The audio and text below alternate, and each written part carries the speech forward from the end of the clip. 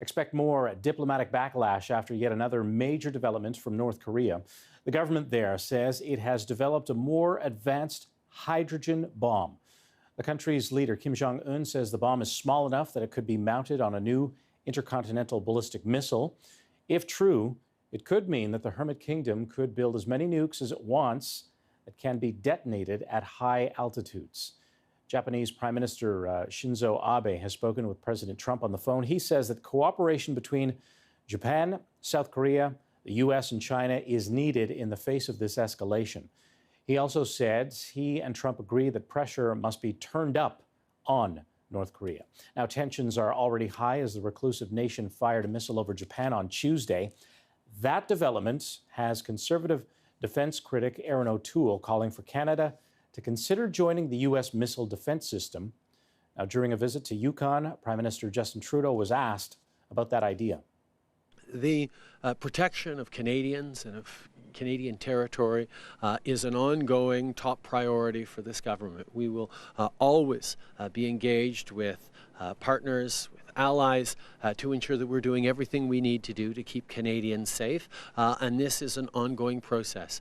We continue to be strong partners in NORAD, the North American Air Defense, and the only joint command of its type in the world between Canada and the United States. And we will continue to look very thoughtfully at how we can continue to ensure that Canadians are protected.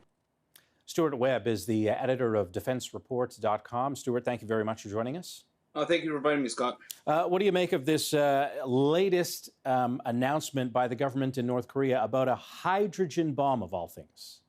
Well, they announced a hydrogen bomb in 2016, like in January 2016. That was also when the last test was as well. So far, we don't really know what's going on. We can't confirm anything. We've only seen one photo that was released by North Korean state media. We don't really know anything, actually, to be honest. Now, when they say that it has the capability of being mounted on an intercontinental ballistic missile, what does that mean? It's been miniaturized? Definitely. Well, if the claim is true, yes, it has to be miniaturized. But the last tests that we've seen from North Korea, the past 4, they've actually always been within a mountain. So we actually don't know the size of the weapon itself that they've been testing or their capabilities.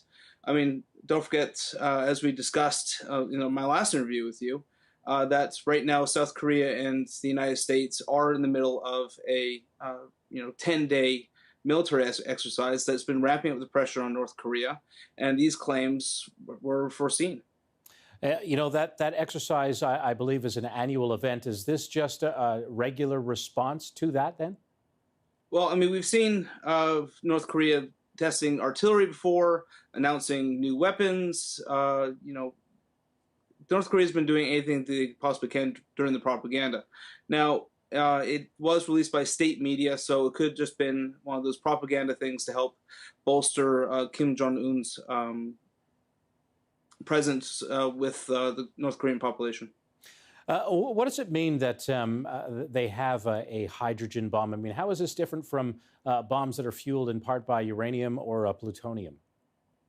Well, the interesting thing about hydrogen bomb is that it has essentially a fission catalyst. Usually, it's heavy hydrogen or deuterium.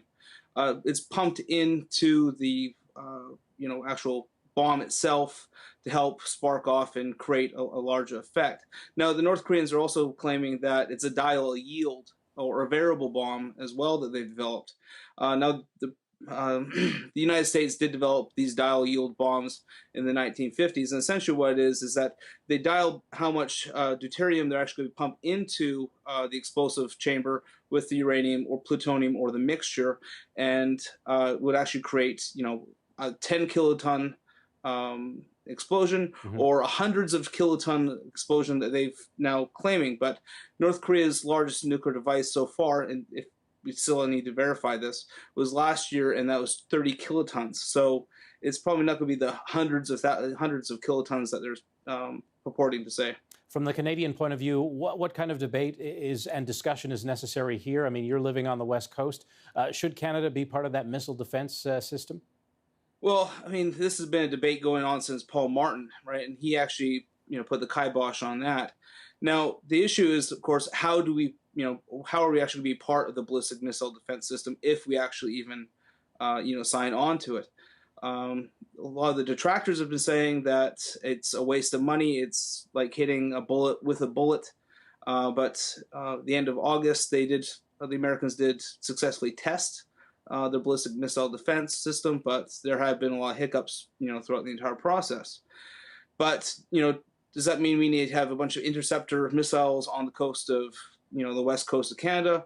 Or do we even have what is called a cooperative engagement capability within the Royal Canadian Navy's new surface combatants? And essentially what that is, it's just integrated radar and missile alert systems within, the frigates to, contact and will be integrated with the United States Navy. We'll see how that debate shapes up, especially as Parliament resumes. Stewart Webb, editor of DefenceReport.com. Stewart, thank you very much. Thank you very much.